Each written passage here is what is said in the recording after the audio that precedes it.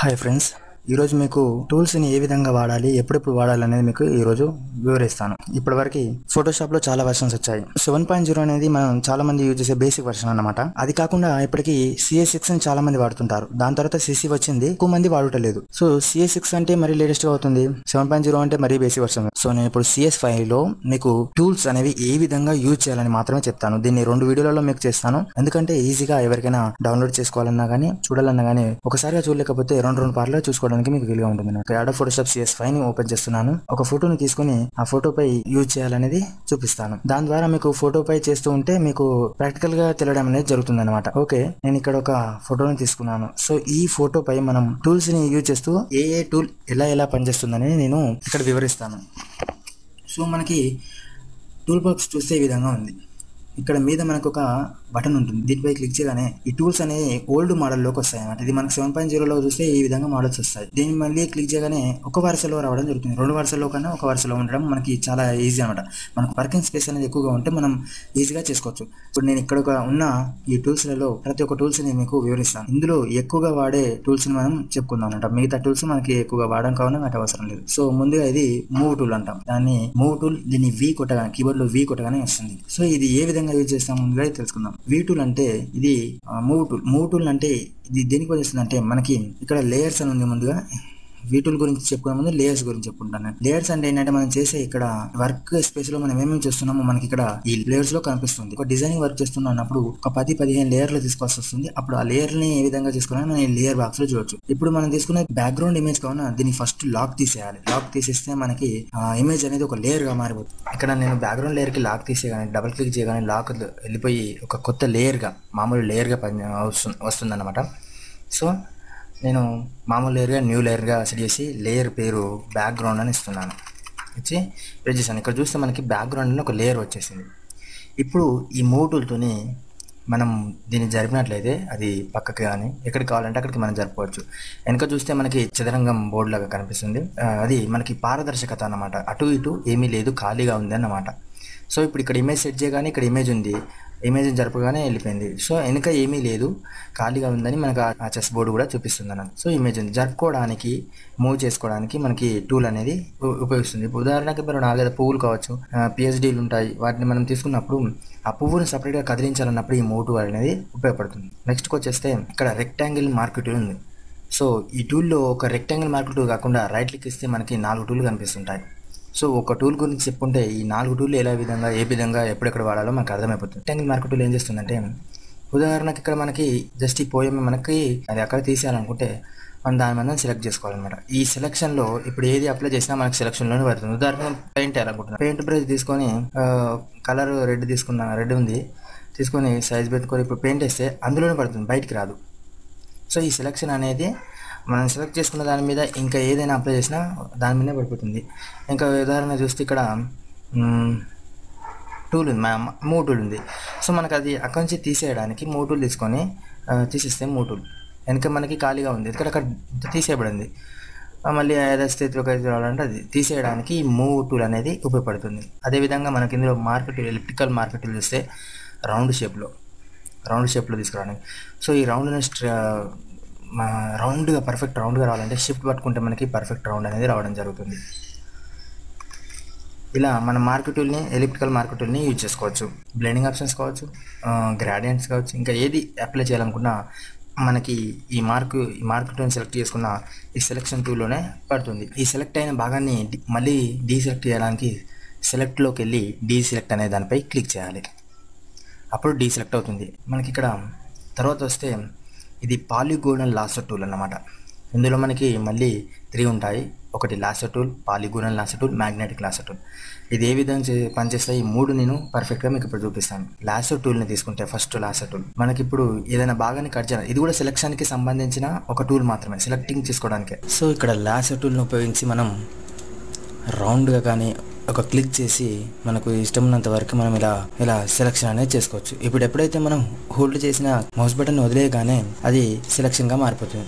So ఇంతకుముందు మనం previous టూల్లో చూసినట్లయితే జస్ట్ మనం ఈ సెలక్షన్ కోసమే దీన్ని హోల్డ్ చేసి మనకు కావాల్సిన భాగాన్ని సెలెక్ట్ చేసుకోవడానికి ఉపయోగిస్తాము. అదేవిధంగా ఇందులో మనకి పాలిగోనల్ లాసర్ టూల్ ఉంటుంది. ఇది కూడా సేమ్, మనం ఈ క్లిక్ చేసి మళ్ళీ వేరొకడికి వెళ్ళగానే ఇలా కావాల్సిన చోటుని మనం సెలెక్ట్ చేసుకోవడానికి. ఇప్పుడు ఉదాహరణకు చూస్తే మనం ఇక్కడ ఉన్న భాగాన్ని ఈ పేర్ల వరకు సెలెక్ట్ చేసుకోవాలనుకుంటే ఇలా మనం సెలెక్ట్ చేసుకోవచ్చు అనమాట. సో ఇలా సెలెక్ట్ చేసుకున్న దానిపై మళ్ళీ ఇంకేదైనా బ్రష్ కావచ్చు, ఇంకా ఏమైనా ఎఫెక్ట్ ఇవ్వాలనుకుంటే ఈ సెలెక్ట్ చేసిన దానిపై ఎఫెక్ట్ జరగడం జరుగుతుంది. మళ్ళీ తర్వాత వచ్చేసరికి ఇందులో మ్యాగ్నెటిక్ లాసర్ టూల్ ఉంటుంది. సో ఇది చాలా మంచి టూల్. ఇది చూసినట్లయితే ఇప్పుడు ఉదాహరణకి ఇక్కడ ఉన్న అమ్మాయిని సెలెక్ట్ చేసుకోవడానికి ఇది బార్డర్లకి అతుక్కుంటూ వెళ్ళిపోతుంది అనమాట. సో చూస్తే మనం మామూలుగా నార్మల్గా వెళ్ళిపోయినా అది బార్డర్లను తీసుకొని బార్డర్లకి సెలెక్షన్ అనేది జరుగుతుంది. చూస్తే ఇక్కడ చూస్తే మనకి సింపుల్గా అమ్మాయి అనేది సెలెక్ట్ అయిపోయింది. మనం ఒకవేళ మూవ్ చేసుకోవాలనుకున్నప్పుడు మూవ్ టూల్ తీసుకొని ఈ విధంగా కదిలించుకోవచ్చు అనమాట. బ్యాక్గ్రౌండ్ చేంజ్ చేసుకోవాలన్నప్పుడు దీన్ని సెలెక్షన్ని రివర్ట్ చేసుకొని మనం చేసుకోవచ్చు. అదేవిధంగా ఇక్కడ మనకి ఇది కూడా సెలెక్షన్ టూల్లలో ఒక సెలెక్షన్. ఇది quick selection tool and magic van tool. Quick selection tool అంటే ఏం చేస్తుందంటే అమ్మాయిని సెలెక్ట్ చేసుకోవాలనుకుంటే ఫస్ట్ అమ్మాయి హెడ్ పై క్లిక్ చేయగానే అక్కడ చూడండి ఆ నుంచి సెలెక్షన్ అనేది హోల్డ్ చేసి నేను కిందికి లాగుతున్నాను. సెలెక్షన్ అనేది ఈజీగా మనకి కలర్లను బట్టి ఇది సెలెక్షన్ అనేది వేయడం జరుగుతుంది అనమాట. ఈజీగా మనం ఇప్పుడు అమ్మాయిని సెలెక్ట్ చేసుకోవడం జరిగింది. అదేవిధంగా మ్యాజిక్ వ్యాన్ టూల్ చూస్తే ఇది కూడా కలర్లను చూసుకుంటూ సెలెక్ట్ అవుతుంది. అదేవిధంగా ఇక్కడ టోలరెన్స్లో ఎక్కువగా ఇచ్చుకుంటే ఆ కలర్కి తగ్గట్టుగా ఉన్న కలర్లు కూడా సెలెక్ట్ అవుతుంది. ఇప్పుడు ఉదాహరణగా ఇక్కడ 12 ఉంది. 12 బట్టి ఇక్కడ ఒక బాక్స్పై ఇక్కడ ఉన్న బాక్స్పై క్లిక్ చేయగానే చూస్తే మనకు అదే బాక్స్ సెలెక్ట్ అయింది. సో ఇక్కడ నేను ఇప్పుడు 12 కాడ ఒక 50 ఇస్తున్నాను. ఇప్పుడు వేరే బాక్స్లో క్లిక్ చేయగానే సో మొత్తం వైట్గా ఉన్న కలర్ అంతా సెలెక్ట్ అయిపోయింది. అంటే ఇక్కడ టోలరెన్స్ని బట్టి మనం కలర్లపై క్లిక్ చేస్తూ ఈజీగా సెలెక్ట్ చేసుకోవచ్చు. Crop tool. సో ఈ క్రాప్ టూల్ ఏ విధంగా ఉపయోగిస్తుందంటే మనకు కావాల్సిన భాగాన్ని క్రాప్ చేసుకోవడానికి, ఈ విధంగా మనకు కావాల్సిన భాగాన్ని క్రాప్ చేసుకోవడానికి క్రాప్ టూల్ని యూజ్ చేస్తాం.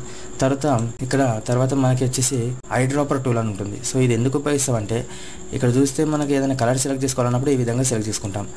కానీ ఒక పిక్చర్లో ఉన్న కలర్ని సేమ్ సెలెక్ట్ చేసుకోవాలనుకుంటే ఇప్పుడు ఈ బ్లాక్ కలర్లో ఇక్కడ ఉన్న బ్లాక్ కలర్ క్లిక్ చేయగానే అది ఎలాంటి బ్లాక్ కలర్ అయితే తీసుకుందో అది అక్కడ క్లిక్ అవుతుంది. ఇక్కడ రెడ్ కలర్ ఉంది, రెడ్ కలర్ తీసుకోగానే అది ఏ రెడ్ కలర్లో ఉందని ఆటోమేటిక్గా తీసుకోవడానికి ఈ పికర్ని యూజ్ చేస్తాం. ఈ ఐ డ్రాపర్ టూల్ యూజ్ చేస్తాం. దాని తర్వాత బ్రష్ టూల్ చూస్తాం. అంటే నేను ఇప్పటివరకు ఇంపార్టెంట్ టూల్స్ మాత్రం చెప్తున్నాను, మిగతా టూల్స్ని చెప్పట్లేదు. మీరు వాడుతున్నప్పుడు ఆటోమేటిక్గా మిగతా టూల్స్ గురించి కూడా తెలిసిపోతుంది.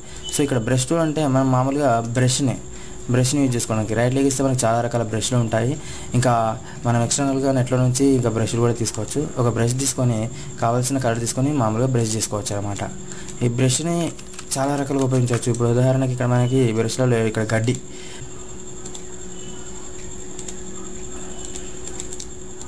సో ఇక్కడ చూస్తే ఇప్పుడు గడ్డి గ్రాస్ ఎఫెక్ట్ అనేది ఇలా ఇవ్వవచ్చు అనమాట.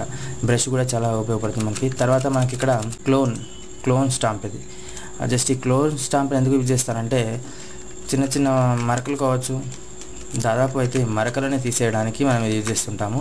ఇప్పుడు చూస్తే ఇక్కడ ఎల్ అని ఉంది. నాకు ఆ ఎల్ తీసేయాలనుకున్నప్పుడు దాని పక్కన ఉన్న దానిపై ఆల్ట్ పట్టుకొని క్లిక్ చేసి తర్వాత వచ్చేసి మనం దీన్ని క్లిక్ చేస్తుంటే అక్కడి కలర్ రీడ్ అవుతూ ఇక్కడ పేస్ట్ చేయబడుతుంది అనమాట. బయటికి దీనికి పెద్ద తేడా ఉండకుండా స్టాంప్ను యూజ్ చేసుకుంటూ మనం మచ్చలను కావచ్చు లేదా ఇంకేదైనా మరకలను ఈజీగా తీసేయవచ్చు. దాని తర్వాత చూస్తే ఇక్కడ హిస్టరీ బ్రష్ టూల్ ఉంది. సో ఈ హిస్టరీ బ్రష్ టూల్ ఏ విధంగా వాడాలని నేను ఇదివరకు ఒక వీడియో తెలియజేశాను. సో ఇక్కడ మీద చూపిస్తున్న వీడియో లింక్పై క్లిక్ చేయగానే మీకు ఆ టూల్ని ఏ విధంగా వాడాలని తెలుసుకోవచ్చు. సో తర్వాత నెక్స్ట్ టూల్ వచ్చేసి ఎరేజర్ టూల్. సో ఈ ఎరేజర్ టూల్ని ఏ విధంగా యూజ్ చేయాలనేది మనము సాధారణంగా అందరికీ తెలిసిన విషయమే. మామూలుగా ఎక్కడైనా క్లిక్ చేయగానే ఎరేజ్ అవ్వడం జరుగుతుంది. సో ఈ ఎరేజర్ టూల్ కూడా చాలా ఉపయోగపడే టూల్. దీన్ని ఎట్లా యూజ్ చేయాలనేది మనము ముందు వీడియోలో కూడా చూడొచ్చు. మామూలుగా స్మూత్ టూల్ని యూజ్ చేసుకుంటూ ఎరేజ్ చేయడం ద్వారా మనకి ఇమేజ్ ఎఫెక్ట్ అనేది చాలా మంచిగా కనిపిస్తుంది. దాన్ని కొన్ని వీడియోస్ కావచ్చు, కొన్ని ఫొటోస్లో కావచ్చు మనం ఈజీగా స్పష్టంగా చూడగలం. దాని తర్వాత ఎరేజర్ టూల్లో 2 రకాల టూల్స్ ఉంటాయి. అందులో బ్యాక్గ్రౌండ్ ఎరేజర్ టూల్ అని ఉంది కదా. సో ఇది తీసుకొని సైజు పెద్దగా పెట్టుకొని ఒక కలర్పై క్లిక్ చేయగానే మాత్రమే వెళ్ళడం జరుగుతుంది. చూడండి ఇక్కడ లవ్ ఈజ్ రిథమ్ అనే కాడ మామూలుగా నేను బ్యాక్గ్రౌండ్లో క్లిక్ చేస్తున్నాను. సో పేరు అనేది పోవట్లేదు, జస్ట్ బ్యాక్గ్రౌండ్ అనేది పోతుంది. సో ఇలాంటప్పుడు మనం బ్యాక్గ్రౌండ్ ఈజీగా డిలీట్ చేసుకోవచ్చు. వైట్గా ఉన్నది ప్రతి ఒక్కటి డిలీట్ అవుతుంది అనమాట. సో ఇలా ఈజీగా బ్యాక్గ్రౌండ్ని మనం డిలీట్ చేసుకోవచ్చు. అందుకే దీన్ని బ్యాక్గ్రౌండ్ ఎరేజర్ టూల్ అని కూడా అంటారు. మ్యాజిక్ ఎరేజర్ టూల్ ఉంది. సో ఈ magic eraser tool same magic wand టూల్గా పనిచేస్తుంది. మనం ఒక కలర్పై క్లిక్ చేయగానే ఆ కలర్ ఎక్కడెక్కడ అవుతుందో అక్కడ నుంచి అక్కడికి వెళ్ళిపోతుంది అనమాట. సో దీని ద్వారా కూడా మనం బ్యాక్గ్రౌండ్ని ఈజీగా ఎరేజ్ చేసుకోవచ్చు. కానీ కలర్గా ఉన్నప్పుడు మాత్రం ఈ ఎరేజర్ టూల్ని ఉపయోగించి డిలీట్ చేయలేము. తర్వాత వచ్చేసి gradient tool and paint bucket tool. ఈ గ్రాడియంట్ టూల్ ఏ విధంగా పనిచేస్తుందంటే, ఇప్పుడు ఉదాహరణకు ఇక్కడ మనం బ్లాక్ అండ్ వైట్ కలర్స్ ఉన్నాయి. ఇప్పుడు నేను బ్లాక్ వద్ద గ్రీన్ తీసుకుంటున్నాను, తర్వాత వైట్ వద్ద రెడ్ తీసుకున్నాను. సో ఇప్పుడు ఇక్కడ నుంచి నేను కొంచెం ఒక కార్నర్ నుంచి రైట్ సైడ్కి ఎక్కగానే రెడ్ అండ్ గ్రీన్ అనేది మనకి ఒక కలర్లా వస్తుంది. సో మనకి ఎలా కావాలంటే అలా ఎక్కుకోవచ్చు. దాని తర్వాత మీద మనకి చాలా రకాల టూల్స్ ఉంటాయి. వాటిని ఉపయోగించి మధ్యలో కలర్స్ని, తర్వాత ఇంకా చాలా ఎఫెక్ట్స్ని మనం ఇక్కడ ఇచ్చుకోవచ్చు అనమాట. ఒక 4-5 కలర్స్ కావాలన్నప్పుడు మళ్ళీ మనకి ఇక్కడ ఇప్పుడు రెయిన్బో కలర్స్ ఉంది. సో రెయిన్బో కలర్స్ రావడం జరుగుతుంది. ఇంకా చాలా కలర్స్ ఉన్నాయి. ఒకవేళ మీకు నచ్చిన కలర్స్, రెయిన్బో కలర్స్లో మీకు 7 కలర్లలో మీకు నచ్చిన కలర్ని సెలెక్ట్ చేసుకోవాలనుకున్నప్పుడు ఫస్ట్ ఆ రెయిన్బో కలర్స్ మీద ఇక్కడ క్లిక్ చేయగానే మనకి బాక్స్ వస్తుంది. తర్వాత ఒక కలర్ని తీసుకుంటూ మనం చేంజ్ చేసుకోవాలన్నమాట. ఇలా చేంజ్ చేసుకొని మనం ఆ ఎఫెక్ట్ ఇవ్వచ్చు. ఇప్పుడు ఉదాహరణ చూస్తే మనము ఫ్లాగ్ కలర్ ఇవ్వాలనుకున్నప్పుడు 3 రంగుల ప్రీసెట్ని సెలెక్ట్ చేసుకొని మధ్యలో వైట్ ఇచ్చాను, తర్వాత సైడ్కి గ్రీన్ ఇచ్చాను. ఓకే, ఇప్పుడు చూస్తే మనకి మన ఫ్లాగ్ కలర్స్తో మనకి డిజైన్ రావడం జరుగుతుంది. ఇలా మనం ఫ్లాగ్ కలర్తో డిజైన్ చేసుకోవచ్చు.